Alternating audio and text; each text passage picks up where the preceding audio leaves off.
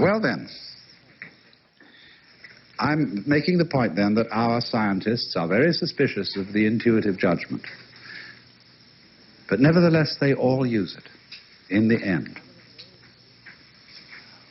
And so it has made this suspicion that science has of intuitive judgment has filtered down to the average person in terms of a mistrust of his own intuitions, of the marvelous analytical powers of his own brain. And so we are always in a dither of doubt as to whether we're behaving the right way, doing the right thing, and so on and so forth, and lack a certain kind of self-confidence. And if you see you lack self-confidence, you will make mistakes through sheer fumbling. If you do have self-confidence, you may get away with doing entirely the wrong thing. The British have an enormous degree of self-confidence. They know they're right, and they don't even question it. There are certain kinds of British types who are absolutely, their aplomb is unbelievable. And you can't shake them. I wouldn't dream of it. They're not even defending themselves. They know they're so right. And therefore they can allow any kind of political revolution, total free speech. All sorts of things can go on, which make Americans very nervous because Americans don't have the same degree of aplomb. They're not quite sure, you see. When you're an aristocrat and you've been brought up for generations in the right schools, and there's never any doubt whatsoever, you don't even have to mention the fact that you're an aristocrat.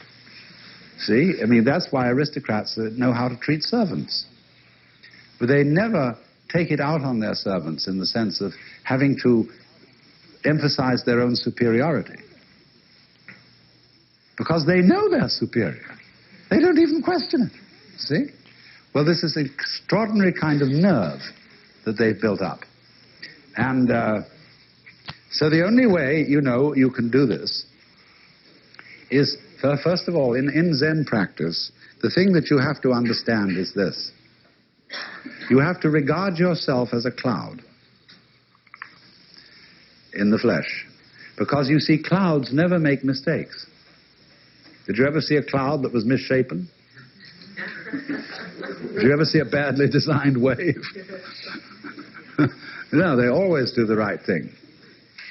Now, so as a matter of fact do we, because we are natural beings, just like clouds and waves. Only we have complicated games which cause us to doubt ourselves. But if you will treat yourself for a while as a cloud or wave, and realize that you can't make a mistake, whatever you do. Because even if you do something that seems to be totally disastrous, it'll all come out in the wash somehow or other.